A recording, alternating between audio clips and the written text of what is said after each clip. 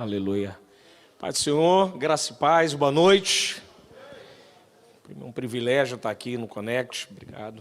No Strongers, estar com vocês aqui, compartilhar da palavra, do Evangelho. Agradeço a Deus pela vida dos nossos líderes aqui, Janaína, Baiano, nossos irmãos, Luan, todos os irmãos que me antecederam aqui. Como é que é o nome do menino que falou aqui antes? Mateus abriu a caixa de gramática aqui, cara.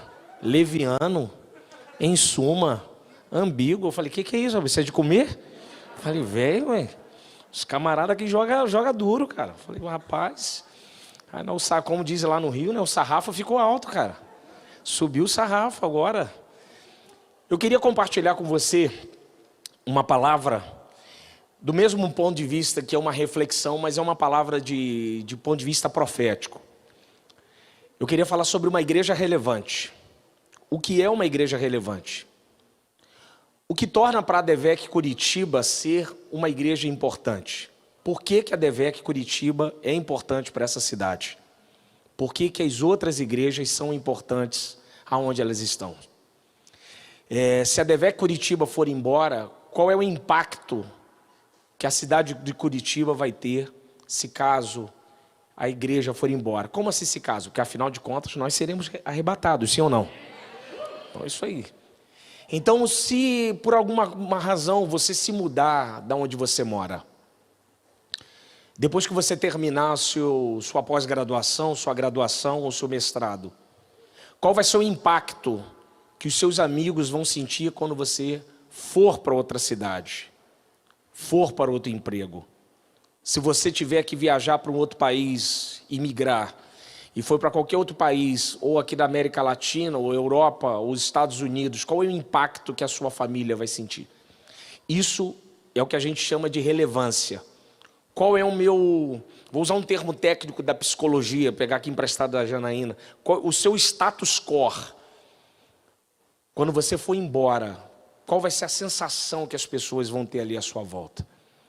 Eu quero compartilhar com você essa reflexão, ao mesmo tempo que é uma reflexão, é uma palavra profética, para que a gente possa ter uma consciência do que significa ser relevante para a sociedade, para a igreja, para os familiares, e também o que significa, de um ponto de vista de impacto, como a gente pode transformar a nossa volta através disso. Abra sua Bíblia, livro de Atos, capítulo 19. Mateus aqui leu Paulo em Atenas, que é a mensagem que eu mais gosto de pregar. Atos 17. Eu gosto muito desse texto. Esse texto é brilhante. Para mim é a maior pregação do apóstolo Paulo. Mesmo que ele tenha ganho poucas pessoas ali para Jesus, mas sem sombra de dúvida é a joia da coroa da pregação, da homilética de Paulina, do texto paulino. Mesmo está no escrito lucano. Atos 19, nós vamos ler do verso 1 a 10, e depois vamos ler do 18 ao 20. Enquanto Paulo estava em Corinto, Paulo, depois de ter passado pelas mais altas regiões, chegou a Éfeso, e ali encontrou alguns discípulos, e ele lhe perguntou, recebestes o Espírito Santo quando crestes? Eles responderam, nem sequer. Ouvimos que existe o tal Espírito Santo. Então Paulo perguntou, em que, pois, fostes batizados? Responderam, no batismo de João Batista. E disse Paulo, João realizou o batismo de arrependimento, dizendo ao povo que cresce naquele que viria depois dele, isto é, Jesus. Quando ouviram isso, foram batizados no nome de Jesus. Quando Paulo impôs as mãos sobre eles, veio sobre eles o Espírito Santo e começaram a falar em outras línguas e a profetizar. Eram uns 12 homens ao todo. Durante 3 meses, preste atenção aí, a partir de agora. Durante 3 meses, Paulo começou a frequentar a sinagoga, onde falava corajosamente, dissertando e persuadindo e convencendo acerca do reino de Deus. Como algum deles se mostravam endurecidos e descrentes, começaram a falar mal do caminho. Diante da multidão, Paulo se afastou deles e separou os discípulos e passou a ensinar diariamente na escola de Tirano. Isso durou por espaço de 2 anos, de modo que todos os habitantes da Ásia, judeus e gregos, ouviram a palavra do Senhor. Pula agora para o verso 18. Muitos dos que creram vinham e confessavam publicamente as suas práticas, e também muitos dos que haviam praticado a magia negra traziam seus livros e os queimavam diante de todos, calculando um valor que chegou a 50.000 peças de prata. Dessa maneira, a palavra do Senhor crescia e prevalecia poderosamente. Curve a sua cabeça. Deus bendito, louvamos o seu nome, te exaltamos, Pai, na beleza da sua santidade. Fale conosco através do teu evangelho, através da sua palavra nessa noite, em nome de Jesus. Amém. Do ponto de vista missiológico, fazer missões em Éfeso não era uma coisa muito fácil. A gente está estudando aqui, estamos lendo. Éfeso era uma das 4 maiores cidades do Império Romano. Éfeso tem 500.000 habitantes. Uma cidade extremamente cosmopolita, igual São Paulo, Rio de Janeiro e Curitiba. Gente de tudo quanto é parte do mundo antigo queria fazer parte de Éfeso. Éfeso era a capital da Ásia Menor. Uma cidade pujante, grande, próspera, rica. Do ponto de vista cultural, do ponto de vista econômico e do ponto de vista de estudar. Você tinha ali a biblioteca de Éfeso, você tinha centros de instrução, você tinha as vias que cortavam e chegavam até o Império Romano, até lá, ao coração do Império, que era Roma. Você tinha um porto de Éfeso, que trazia riqueza de tudo quanto é parte do mundo do Império Romano para Éfeso.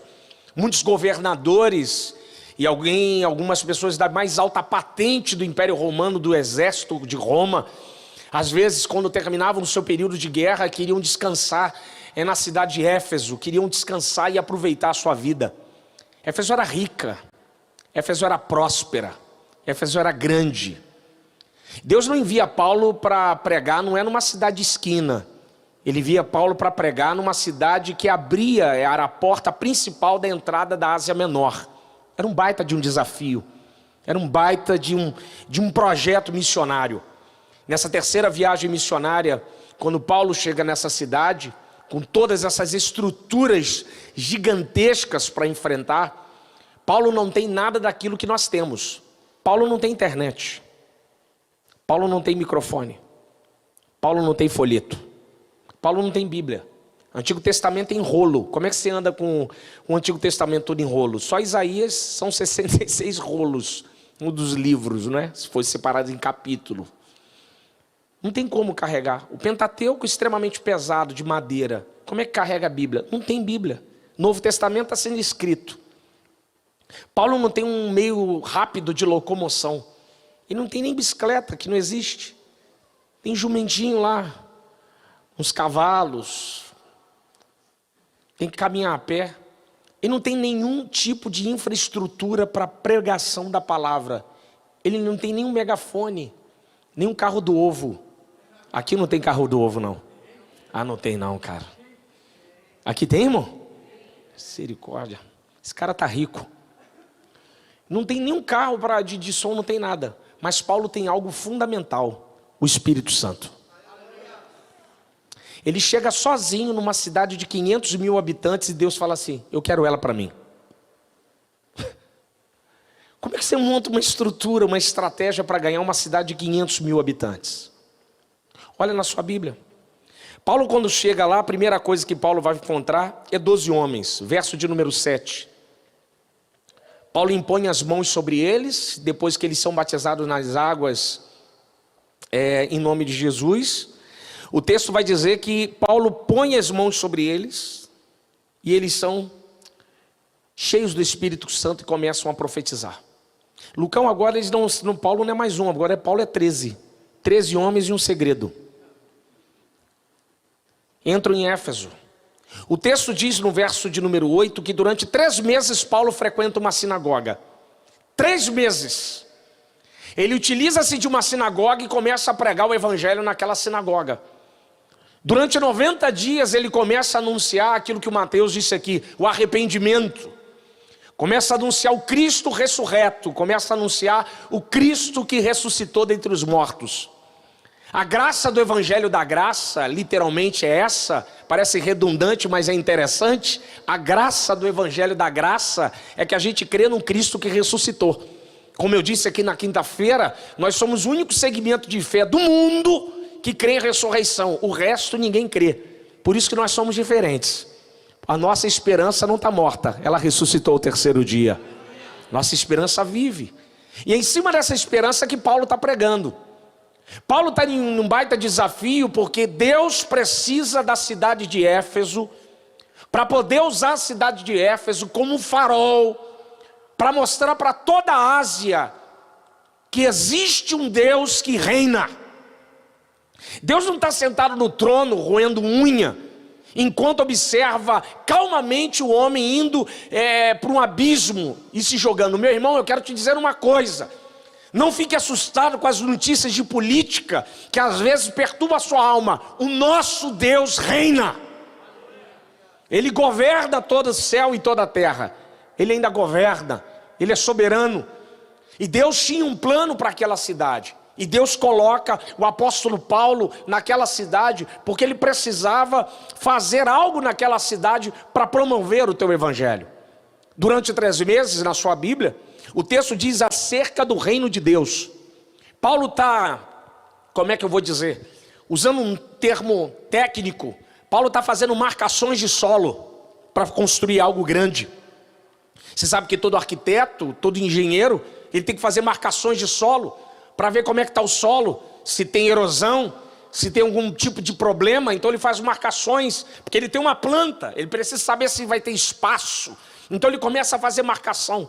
Esses 3 meses, Paulo está marcando o terreno, que Deus está dizendo: eu quero botar o meu reino ali, eu quero botar o meu reino nesse lugar. E Paulo, como um bom trabalhador, como um bom pedreiro, engenheiro, arquiteto, Paulo começa a trabalhar guiado pelo Espírito Santo e marcar o solo. E começa então durante 3 meses anunciando que o reino de Deus está chegando. Meu irmão, a Devec Curitiba aqui nesse lugar não é simplesmente um espaço onde a gente faz culto. Aqui é um lugar onde nós anunciamos a todos os curitibanos, todo mundo desse estado, que o reino de Deus está próximo. Nós somos aqueles que marcamos do terreno dizendo: há um reino de Deus vindo aí. E ele está chegando com poder e glória, aleluia. E é isso que Paulo faz. O texto diz no verso de número 9: como algum deles se mostravam endurecidos, descrentes, começaram a falar mal do caminho. Diante da multidão, Paulo se afastou e se separou dos discípulos, passando a ensinar diariamente na escola de Tirano. Isso aqui é fantástico. Porque tinha gente da sinagoga, o baiano, que não creu no evangelho. Não creram no evangelho. O texto diz aí que seu coração ficou endurecido. Eles não acreditavam na palavra que Paulo tinha. Olha na sua Bíblia, olha aí, Luan, o que está escrito aí? Paulo diz que quando eles se demonstravam endurecidos, Paulo se afastou deles e separou os discípulos. Paulo não perdeu tempo. Paulo, você não quer não? Então vai embora. Mas os discípulos vêm comigo. Meu irmão, eu quero te dizer uma coisa: não perca tempo com quem não quer compromisso com o evangelho. Só ganhe tempo com quem quer compromisso com o evangelho. Paulo separa daquele. Paulo, não, eu quero ganhar tempo. Eu só quero quem tenha compromisso para trabalhar o evangelho. Às vezes a gente gasta muito tempo com pessoas que não querem. Por isso que Jesus vai falar no Sermão da Montanha: não lanceis pérolas aos porcos. A mensagem é interessante. A ideia de pérola é literalmente isso. Isso que tem na ostra, essa beleza, essa joia bonita. Então Cristo está falando no sentido literal. Você não pode pegar uma pérola e dar para um porco selvagem que está com fome. O texto vai dizer que ele vai comer lá, vai se irar e vai vir e vai dilacerar você. Ou joga aos cães.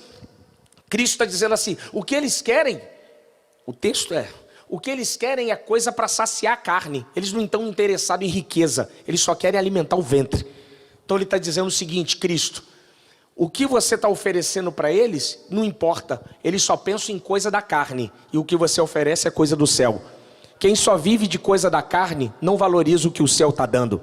Mas quem vive de coisa do céu esquece as coisas da carne. Aleluia. Então Paulo está fazendo isso. Paulo separa os discípulos da multidão, os discípulos daqueles que estão que não querem compromisso com o evangelho. E o texto diz que ele vai para a escola de Tirano. E ele fica ali, na sua Bíblia, verso de número 10. Isso durou por um espaço de 2 anos, de modo que todos os habitantes da Ásia, judeus e gregos, ouviram a palavra do Senhor. Meu irmão, 2 anos pregando o evangelho. O Códex de Beza diz que Paulo ficou de 11 da manhã até as 4 da tarde. Isso dá mais de 3.000 horas de ensino durante 2 anos pregando o evangelho. Paulo literalmente está implantando as bases para um projeto gigantesco. Paulo quer trazer o reino de Deus para aquela cidade. Paulo não baixa a cabeça quando a sinagoga tem algum problema, ele continua a obra. Meu irmão, Deus te deu um propósito na sua vida. Você não pode simplesmente abandonar o propósito que Deus te deu por causa de alguns problemas ou de alguns percalços que surgiram. Deus manda te dizer algo: continue o trabalho até o fim. E é isso que Paulo faz. Paulo vai continuar o trabalho até o fim. 2 anos pregando a escola de tirano. Eu acho isso tremendo. Enfrentando todos os desafios de uma cidade cosmopolita, grande. Ele sem estrutura, mas pregando o evangelho na ousadia do Espírito Santo. Eu acho interessante o texto, é o resultado da pregação que o apóstolo Paulo faz em Éfeso. Se você olhar na sua Bíblia, no verso de número 18, muitos dos que creram vinham e confessavam publicamente as suas práticas. E também muitos que haviam praticado a magia negra traziam seus livros e os queimavam diante de todos, calculando o valor. Este chegou a 50.000 peças de prata. Tem um livro muito bom do F.F. Bruce, Paulo, o Apóstolo da Graça, da editora Shed Publicações. F.F. Bruce, nesse livro, explica o que eram esses livros mágicos. Tinha gente que saía de tudo quanto é canto do Império Romano para comprar a arte mágica, os encantos mágicos de magia negra na cidade de Éfeso. Ou seja, vamos pensar, havia em Éfeso um mercado paralelo ao mercado econômico oficial, do porto, do comércio, dos artesãos. Havia um mercado paralelo, um mercado de idolatria, um mercado de um engenheiro maligno que trazia subsistência para um grupo de pessoas. Olha que coisa tremenda que o evangelho faz. O evangelho é capaz de começar a interromper o mercado paralelo econômico maligno. Ou seja, se eu e você começarmos a pregar o evangelho com força e com afinco, o mercado negro paralelo de coisas ruins da cidade de Curitiba começa a falir, porque onde o evangelho chega, o mal tem que ir embora. E o texto diz que as pessoas se arrependiam e levavam os seus livros e queimavam em praças públicas. Olha o texto, eles se arrependiam e confessavam. O evangelho turba. Eu tenho um amigo que tem uma frase muito legal, deixa eu lembrar aqui.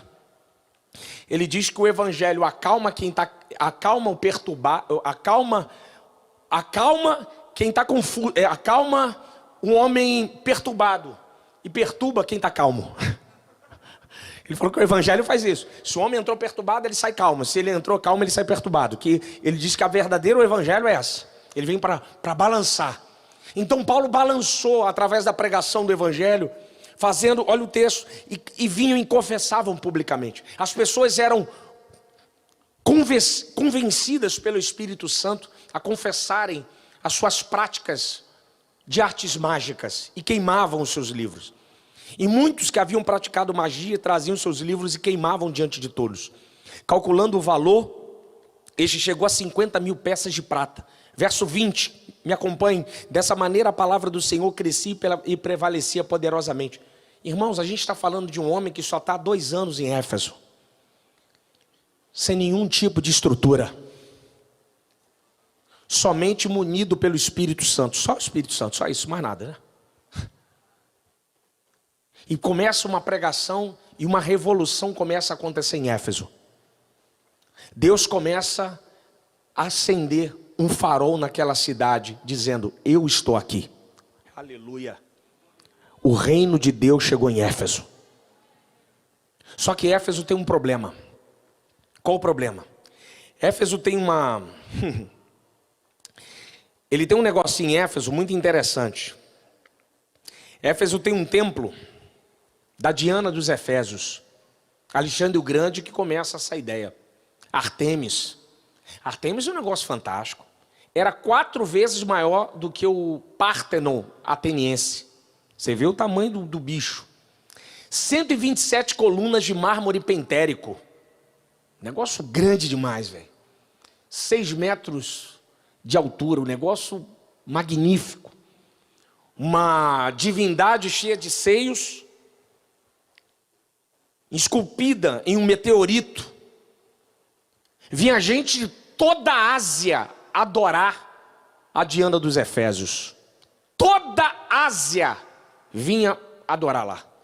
Antípatro de Sidom, um filósofo, que escreveu sobre as 7 maravilhas do mundo antigo, ele também escreve sobre Diana dos Efésios. Ele diz que era um templo magnífico. Estrabão, um geógrafo, fala sobre Diana dos Efésios. Havia esse problema de idolatria naquela cidade. Havia uma divindade maligna que reinava em Éfeso.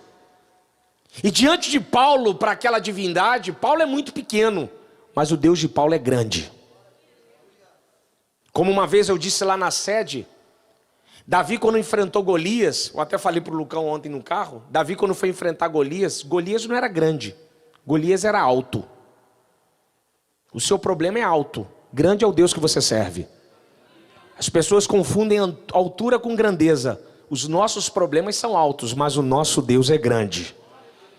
Paulo era pequeno diante de Diana, mas o Deus de Paulo era extremamente grande, era o nosso Deus. E o texto diz, a sua Bíblia, por favor, me acompanhe. Olha o que começa a acontecer.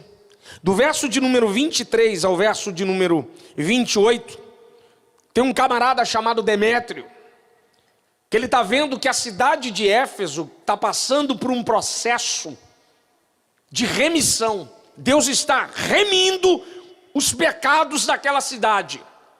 Deus está expurgando o mal daquela cidade.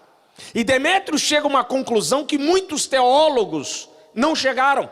Na sua Bíblia, por favor. Verso de número 25. E reunindo-nos juntamente com os outros da mesma profissão, disse-lhe: Senhores, sabeis que essa atividade vem a nossa prosperidade, no caso fazer a idolatria de Diana. Estais vendo e ouvindo que não só em Éfeso, mas em quase toda a Ásia, este Paulo tem persuadido e desencaminhado muita gente, afirmando não serem os deuses que são feitos por mãos humanas. Não há somente da nossa profissão cair em perigo, como também do próprio templo da grande deusa Diana ser destituída da sua majestade, aquela que toda a Ásia e o mundo adoram. Quando ouviram isso, encheram-se de furor e clamavam: grande é a Diana dos Efésios. O que Demétrio está dizendo? Rapaz, esse camarada, ele tem um negócio na pregação, que aonde ela chega, a mentira acaba. Meu Deus. Aonde ela chega, o mal vai embora. Aonde ela chega, toda estrutura mentirosa é desfeita. O que esse cara prega, não tem nada que fique de pé diante daquela palavra que ele prega. Não tem Diana dos Efésios, não tem cocaína, não tem corrupção, não tem bala perdida, não tem mentira, não tem pornografia, não tem prostituição. Porque quando o evangelho chega, ele derruba todo o mal. Essa é a consciência de Demétrio. Através da mensagem do evangelho da graça, Deus começou a redimir aquela cidade. Aprenda uma coisa. Quando você estuda sobre cosmovisão, a cosmovisão é baseada em 3 pontas: criação, queda e remissão. Marx tem a sua cosmovisão. Tem a criação, queda e a remissão de Marx lá. Qual é a criação dele? Deus, não existe Deus. O universo é um ser autônomo que criou-se a si mesmo. É uma máquina autônoma. Qual é a queda para Marx, para o marxismo? É a instituição do capital privado. Qual é a remissão? Revolução. Nós vamos fazer revolução. E quando a gente fazer a revolução, a coisa vai ficar tudo boa. Até hoje eles não acertaram, mas tudo bem. A mesma coisa é o evangelho. Há uma criação. Deus criou todas as coisas. Deus é a fonte de tudo. Tem um livro que eu adoro, Mircea Eliade. Pode comprar, anota aí para você buscar. Um baita historiador das religiões. Mircea Eliade. Sagrado e profano. Mircea Eliade diz: O sagrado é o que há de mais importante e único no universo, porque tudo vem do sagrado. O sagrado é o primeiro de tudo.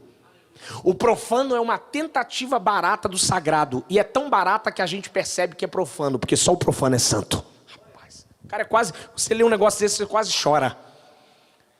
Deus criou todas as coisas, mas houve uma queda. E com a queda destruiu tudo que era bom. Vou usar um termo da física, entrou um agente entrópico. Entropia, lei da entropia. Um agente entrópico entrou e causou a bagunça na máquina, enferrujou tudo. Mas o sangue do Cordeiro. Vou repetir, mas o sangue do Cordeiro redimiu de todo o pecado. Aleluia! Houve a remissão. Quando Paulo começa a pregar em Éfeso e as pessoas começam a se arrepender das suas artes mágicas e queimar os seus livros, baiano, começa a haver um processo de remissão.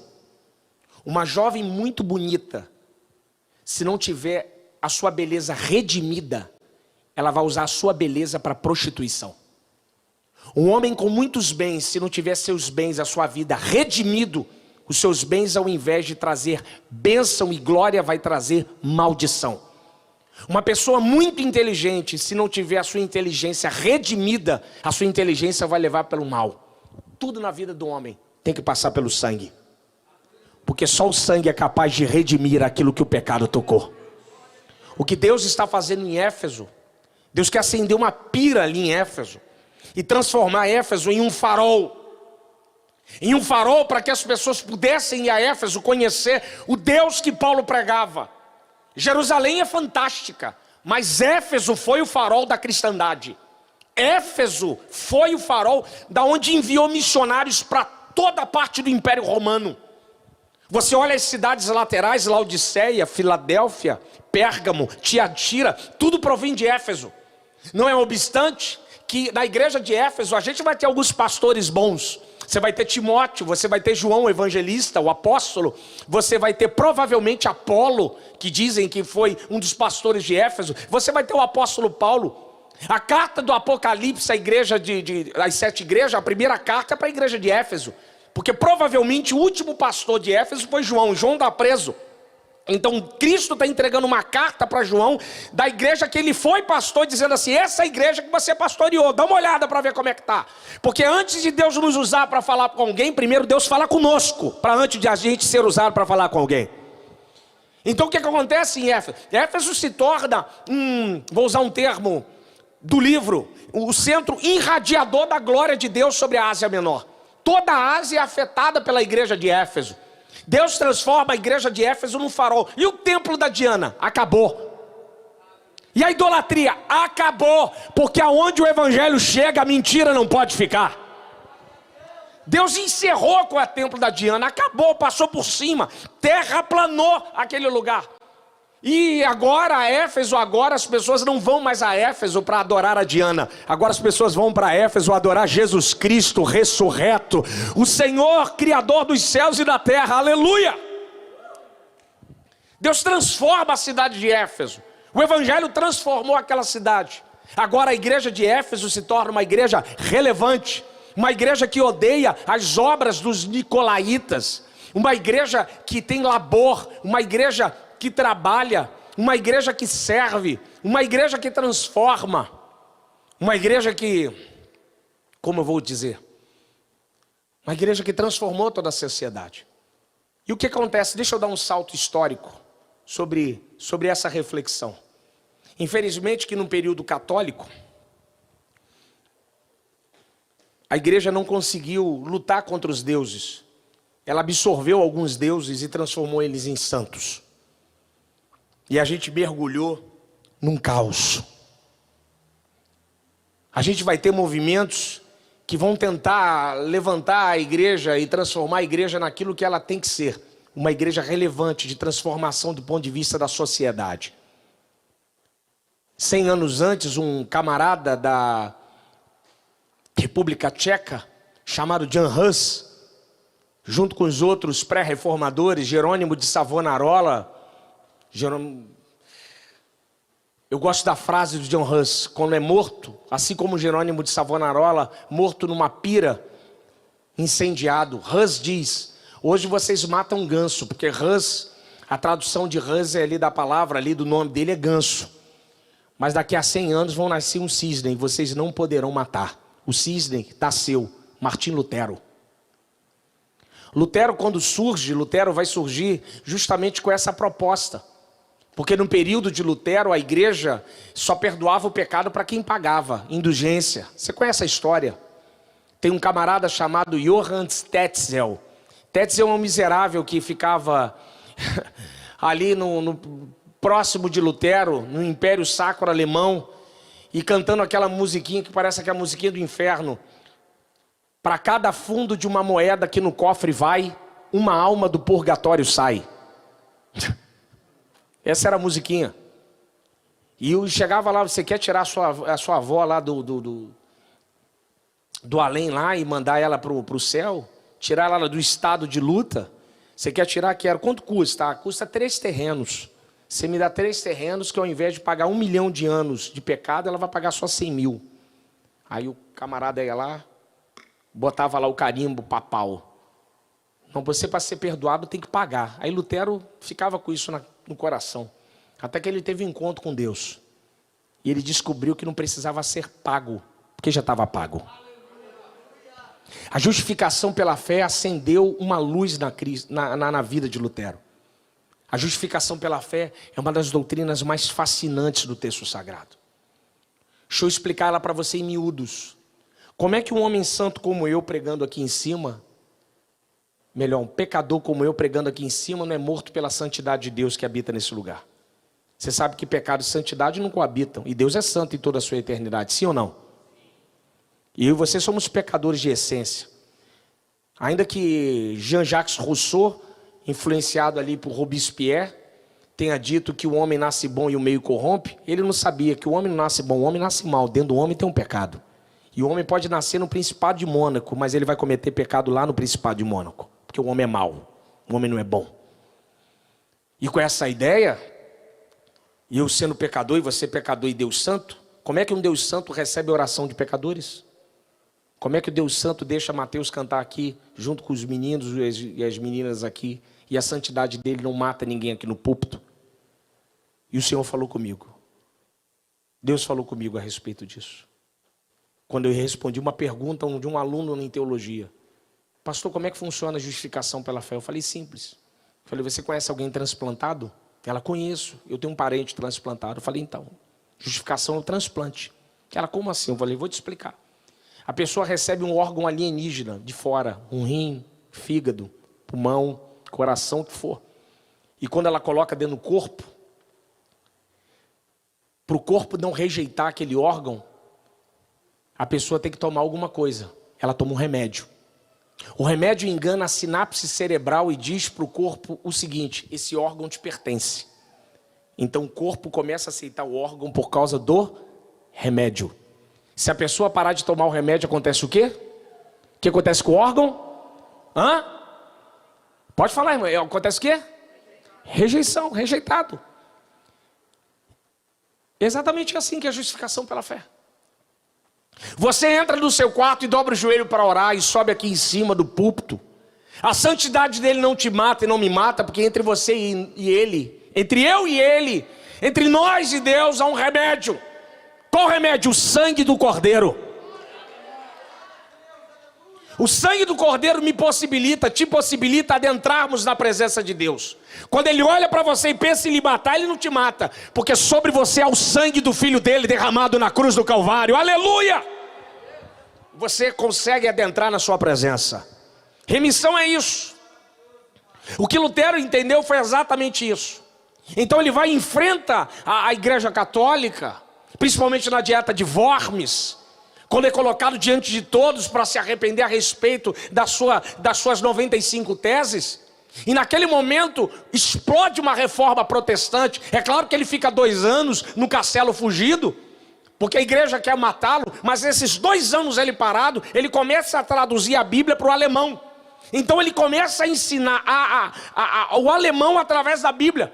Em uma sociedade onde tem 80% de pessoas analfabetas, as pessoas começam a ler a palavra. Eu acho isso aqui fantástico. As pessoas começam a ler o Evangelho, a aprender a ler através da Bíblia. E Lutero começa a enfrentar alguns problemas que a Igreja Católica tinha, como o dualismo. O sistema dualista grego, que o vocacionado é padre, monge e freira. Dona de casa, fazendeiro e artesão não é vocacionado. Eu gosto de Santo Agostinho, adoro seus textos, mas até Agostinho, porque era maniqueísta, muito influente por causa do pensamento grego, começou a achar o seguinte, que a vida do celibato era mais importante que o casamento, era mais importante que casar. Começou a colocar em estruturas espirituais melhor do que em estruturas carnais. Chegou a ponto na história da igreja contratar monges analfabetos só para trabalhar. Não vamos ensinar letra para ele, porque letra é dada para algumas pessoas e outras não. Ou seja, havia um sistema dualista na sociedade. Aí Lutero falou assim, não é isso não. O vocacionado é padre, monge, freira, artesão, fazendeiro e dona de casa. Todos são vocacionados para alguma coisa. E tudo isso é para que a glória de Deus seja manifesta. Ele começa a ensinar a sociedade a dizer que o trabalho é para glorificar a Deus.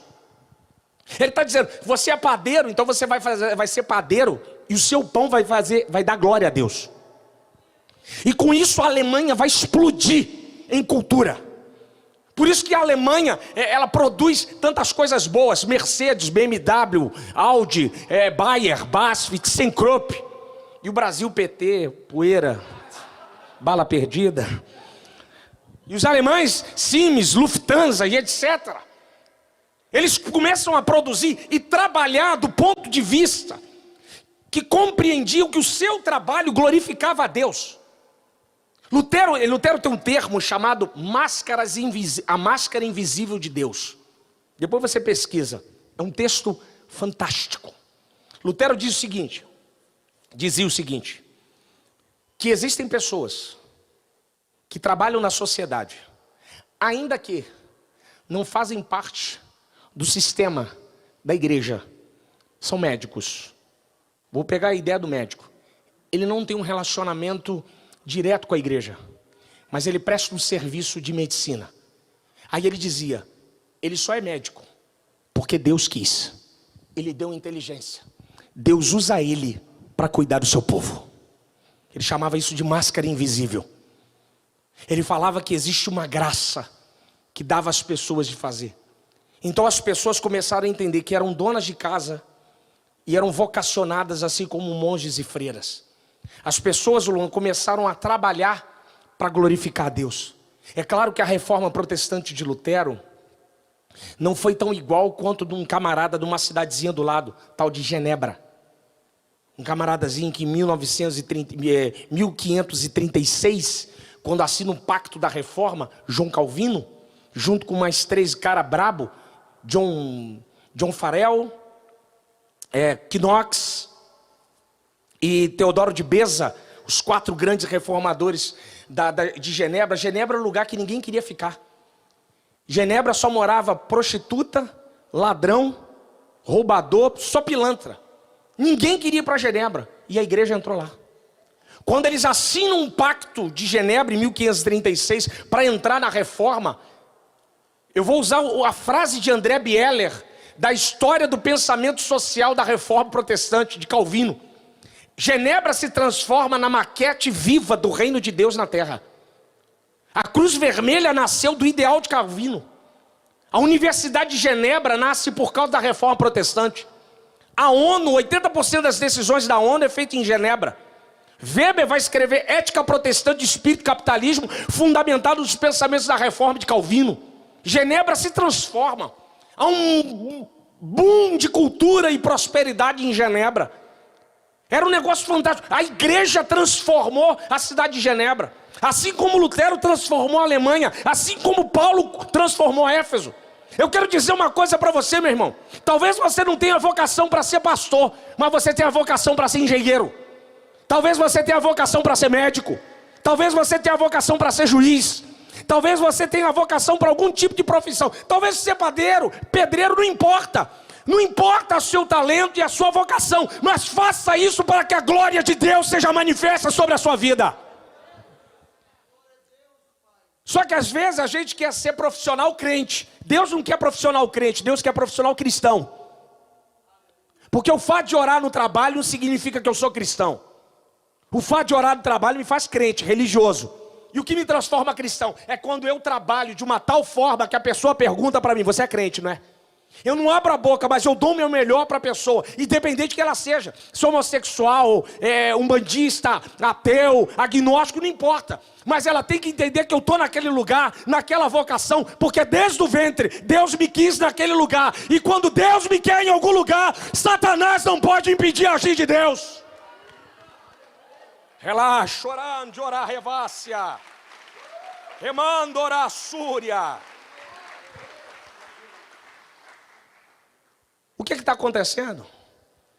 Que eu converso com alguns jovens, pastor, eu queria pregar, eu acho que pregar é melhor do que médico. Eu falei, cara, tu não entendeu Bíblia. Não existe melhor nem pior, existe vocação divina. Existe talento inapto. O que Paulo fez em Éfeso, o que Lutero fez na Alemanha, o que Calvino fez em Genebra, você pode fazer na sua casa. Vou repetir para você entender melhor. O que Paulo fez em Éfeso, o que Calvino fez em Genebra e que Lutero fez na Alemanha, você pode fazer na sua casa. Você pode transformar vidas através da sua vida no Evangelho. Uma igreja relevante significa se posicionar nos lugares onde nós estamos. O problema é que a igreja do Brasil, ela privatizou a sua fé. Fé no Brasil é só igreja e família. Tudo é do diabo. Política, futebol, artes, teatro, mídia, é do diabo. E durante muito tempo a gente pegou essas esferas de poder e deu na mão de Satã. E Satã é assim, você entregou na mão dele, ele segura e transforma em coisa maligna. Mas eu sirvo um Jesus que diz que as portas do inferno não prevalecem contra a igreja do Senhor. Eu não acredito nisso. Eu não acredito que a gente dá no diabo e fica de olho fechado. Eu acredito nesse ímpeto que a gente enfrenta esse mundo. Meu irmão, eu quero te falar uma coisa. Uma igreja relevante é uma igreja que manifesta Cristo aonde ela anda. Por onde ela vai, ela transforma a sociedade. A Devec Curitiba, ela não é só um lugar. A Devec Curitiba é você. E aonde você vai, você manifesta esse fruto. Você se posiciona. Você tem um pensamento diferente. O que a gente tem que mudar, o baiano, é a direção da coisa. Lutero tinha uma ideia que ele chamava de estrutura e direção. Pode anotar aí. É um assunto bacana. Ele diz que a estrutura é boa, mas a direção é satânica. Paulo, ele não destrói Éfeso. A única coisa que acabou é o templo da Diana. A cidade permanece de pé. Paulo está dizendo, há uma estrutura boa, mas há uma direção maligna, Janaína.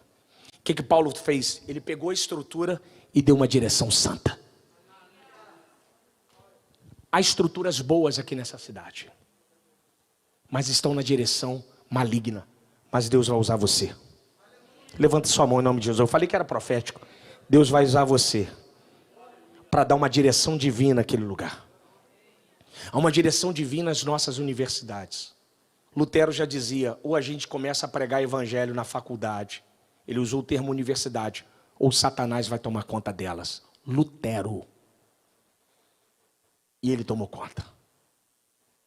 Colocou um trono lá. E o que me entristece é ver jovens cristãos que não aguentam com 6 meses de universidade federal. 8 meses de universidade, dependendo da que for. São engolidos pelo sistema. Engolidos. Porque não conseguem ver que eles não estão lá porque querem. Eles estão lá porque Deus enviou. Você lá é uma luz, filho. Você lá é o sal da terra e a luz do mundo. Assim como Deus fez com Paulo em Atenas e ampliou a mente dele para pregar naquele lugar. Quero ser profeta sobre a sua vida. Deus vai ampliar a sua inteligência para você pregar sobre aquele lugar. As palavras certas vão vir sobre a sua boca. Remande orar, revácia. O Espírito vai te capacitar. E você vai abrir a boca com sabedoria, aleluia, levanta suas mãos. O Espírito vai te fortalecer, o Espírito vai te dar graça, o Espírito vai te inspirar, e Deus vai te usar como um profeta naquele lugar, para a honra e glória do Senhor Jesus Cristo. Você vai ser um farol, não uma lâmpada queimada, mas vai ser uma luz no meio das trevas. E as pessoas vão vir a você confessar a Cristo, e o nome do Senhor vai prevalecer naquele lugar. Assim diz o Senhor. É dessa forma que a gente enfrenta. A cosmovisão cristã é uma cosmovisão extremamente forte, pesada, firme. É uma das mais bonitas que existe. O que Paulo fez, o que Lutero fez e o que Calvino fez, foi transformar os lugares deles em faróis, em cidades exemplos, em lugares refúgio. Por que todo mundo quer ir para a América? Porque a América foi colonizada por ingleses da Reforma. Por que Genebra é rica? Porque foi transformada pela Reforma. Porque aonde você põe a Bíblia, prospera. Noruega, Suécia, Finlândia, Holanda, Inglaterra, Estados Unidos. Isso é história. Onde o catolicismo entrou, empobreceu. Brasil, Cuba, Nicarágua, Venezuela, Argentina, México. E a lista é longa. Portugal e Espanha são os países mais pobres da Europa. Mas aonde o evangelho entrou, a reforma enriqueceu. Sul da França, Alemanha. Pode continuar até amanhã. Por quê? Aonde isso aqui entra, prospera. Casa que tem palavra sempre vai ter pão. E se tem pão é porque tem palavra. Isso é um ditado judaico. Newton Bonder, rabino da sinagoga de Ipanema. Mas esse ditado é do Talmud. Casa que tem pão tem palavra. Se tem palavra é porque tem pão. Prosperidade. Você não simplesmente está aqui para fazer culto. Nós estamos aqui para sairmos lá fora, para transformarmos a direção de Curitiba. Eu profetizo governadores aqui nesse lugar, vereadores, deputados, empresários, promotores de justiça, juízes, advogados. Os maiores empresários dessa cidade vão sair desse lugar.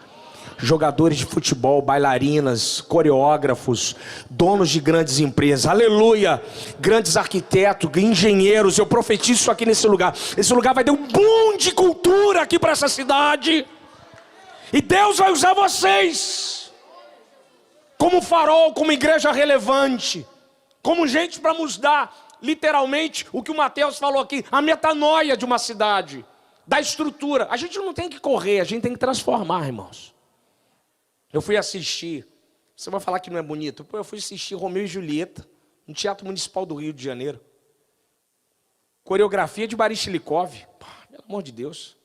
Ana Botafogo, Orquestra Sinfônica do Brasil. Um evento de 3 horas, 3 atos, um negócio lindo, fantástico, Janaína de impressionante. Você olhar aquilo ali e falar que não é bonito é brincadeira. Aquilo dali é uma centelha divina no homem. Você olhar um carro alegórico assim na televisão, as fotos no jornal, a capacidade do homem fazer coisa de isopor. Os cientistas produzindo a vacina. Os engenheiros fazendo lá o prédio lá em Dubai, melhor dizendo. Os grandes empreendimentos, Oscar Niemeyer. Se olhar aquilo, você fala, rapaz, se isso aqui não é centelha divina, eu não sei o que é. Irmão, a estrutura é boa, mas a direção é satânica. Mas Deus vai nos usar para a glória dEle. E a gente vai dar uma direção a esse país. Enquanto muitos querem ir para a Europa, para os Estados Unidos, é fácil, é fugir. Mas só aqui tem desafios reais. Jacarezinho, Rocinha, Manguinhos, troca de tiro, arrastão. Aqui que a coisa acontece. Lá a coisa já está mais ou menos resolvida. Mas Deus vai te usar aqui. E nós vamos implantar o reino de Deus aqui neste lugar. Você pode aplaudir o nome de Jesus? Aleluia! Afinal de contas, A queda não isentou a gente do mandato cultural. Crescer e multiplicar. A gente só caiu. Mas a gente continuou a fazer livro, escrever música, fazer TV. Continuamos a nos divertir. Só que às vezes a gente tem uma fé escapista. O negócio é o céu. O céu. Mas você mora na terra, vaso. Aqui que a coisa está acontecendo. Você não está lá, você está aqui. O Pai Nosso diz, venha o teu reino. Não é, vamos ao reino. Venha o teu reino. Deus não quer que você vá para o reino, mas você quer que eu chame o reino para vir para cá. Deus quer usar você. Deus quer usar você. Deus quer fazer de nós igreja de relevância. Pessoas respeitadas. Pessoas que não têm vocação para pregar e para cantar, mas têm vocação para ser dentista, arquiteto, engenheiro, Nobel. Depois você estuda sobre a história do pastor congregacional John Harvard. Dá uma estudada sobre a história dele. A instituição dele está aí há 371 mil diplomas já emitidos por Harvard. Mas foi por causa de um pastor congregacional. Obama estudou lá, mas se não fosse um pastor congregacional, aquela bagaça não existia. Porque quem fez aquilo lá foi o Evangelho. Progressismo quer abraçar, mas quem fez aquilo lá foi o Evangelho. O diabo não é dono de nada. Ele pega a verdade e fere. Nem mentira ele é capaz de fazer. Ele só pega a verdade e dá uma ferida. Mentira é uma verdade ferida na essência. Eu quero dizer uma coisa para você. Deus tem algo para te usar. Fica de pé em nome de Jesus. Fica de pé em nome de Jesus. Cadê o... Dá uma dedilhada para mim, por favor. Eu não sei o que você faz. Você é mestrado, doutorado? Eu não sei. Algumas pessoas falam assim, Janaína, o céu é o limite. A frase está errada. O céu não é o limite. O céu é onde a gente quer chegar. É onde a gente quer chegar. Nós queremos chegar de lá. Eu não sei o que você faz. Pastor, eu sou mecânico, pedreiro, eu ajudo meus pais, sou recepcionista, sou secretária, bilíngue, eu estudo para concurso, quero ser policial. Meu sonho é jogar bola. Meu sonho é abrir uma empresa. Eu tenho um sonho de estudar fora do país. Deus pode fazer isso tudo. Mas não abandone a vocação a qual Deus lhe deu. Você é uma igreja relevante. Seja relevante por onde você anda. Nos hospitais, tratando as pessoas com respeito. Quando você olhar algum semelhante pedindo esmola, ele é um humano ser. Um ser humano. Ele é imagodei. A imagem de Deus está ali, está arranhada por causa do pecado, mas está ali. Às vezes a gente fica assim, fulano pediu dinheiro, eu não dei esse dinheiro porque ele queria comprar droga. Deus não mandou você perguntar para ele onde você vai dar. Deus só mandou você dar. Você só dá, o resto é com Deus. Que a gente, não, fulano vai comprar droga. Não, eu te coloquei ali para te usar para ele. Aonde você vai, você é um agente de Deus. No McDonald's, numa loja de roupa, num Uber, como foi contado aqui do rapaz que ganhou um outro para Jesus usando o Uber, transporte. Seja educado, irmão. Trate as pessoas com bem. Por mais inferior que ela seja, até dentro da sua casa ou dentro do lugar onde você mora. Dê bom dia a um porteiro, a um faxineiro do prédio. Trate com respeito ao motorista que está dirigindo, a um entregador por aplicativo de moto, motoboy, o que for. Porque eu e você não somos daqui. Nós somos de lá.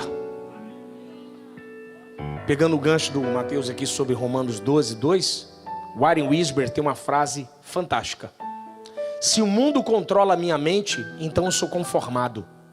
Se Deus controla a minha mente, então eu sou transformado. Warren Wiersbe, gênio.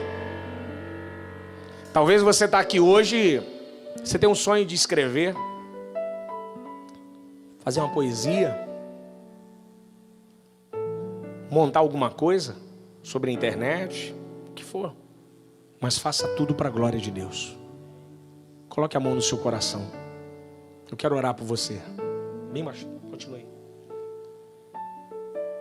Comece a colocar para Deus onde você quer chegar. Fala: Deus, o meu sonho é ser juiz, Pai. Quero ser promotor público. Quero ser advogado, quero ser pastor, quero ser médico. Pai, eu quero terminar, eu quero fazer meu mestrado naquela faculdade. Quero ser um professor universitário. Quero ser uma secretária, uma diarista. Não sei. Pai, o meu sonho é ser marceneiro, engenheiro, arquiteto, jogar futebol.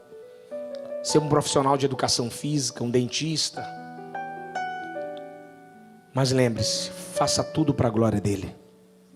Senhor, em teu nome, aí estão os seus filhos, Pai. Nessa noite, Senhor. Deus, essa mensagem é uma mensagem de reflexão e de profética. Uma mensagem profética para essa geração. Nós não estamos aqui somente fazendo culto. Mas nós vamos ser usados para ganharmos Curitiba para o Senhor, Pai. Deus, o Senhor vai usar cada um aqui, ó Senhor, para a glória do teu nome. Deus, eu vejo aqui pelos olhos da fé juízes aqui se formando. Gente do STF, Pai. Gente, ó Pai, juiz federal aqui, ó Senhor, dessa cidade. Gente, ó Pai, sendo delegado federal aqui dessa cidade, Pai. Gente como policial, como bombeiro, como arquiteto. Gente fazendo projeto de prédio e dizendo: Senhor, isso aqui é para a sua glória. E as pessoas vendo o trabalho deles e glorificando ao Senhor por aquilo que Ele faz. Porque o Senhor faz isso. Porque é um mandato cultural sobre nós. Existe uma estrutura nessa cidade com uma direção satânica. Há uma direção satânica na música dessa cidade. Há uma direção satânica no entretenimento dessa cidade. Há uma direção satânica, ó Pai, sobre a estrutura dessa cidade. Mas, Pai, nós vamos ser usados para a glória do Seu nome.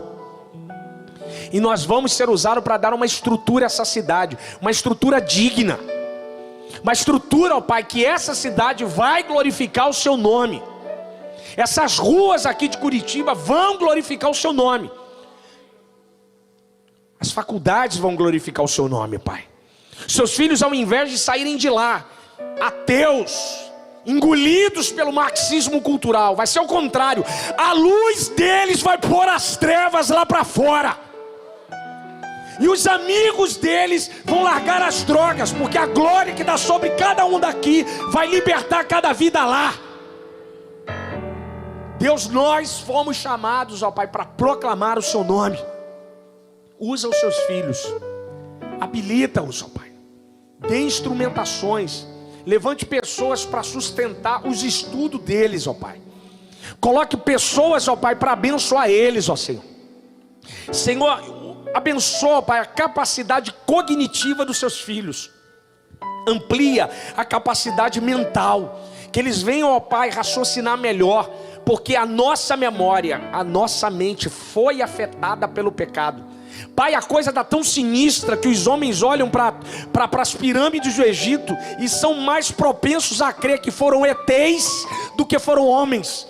Tamanha é, ó Pai, a capacidade que o pecado fez na mente humana, que nós olhamos para lá e ficamos assim: como é que fez isso? Mas, Pai, nós temos uma capacidade fantástica, porque o Senhor nos criou de acordo com a sua imagem e a sua semelhança. O Senhor nos dotou de privilégio, de coisas boas, mas o pecado roubou. Por isso a importância do Seu sangue em redimir-nos.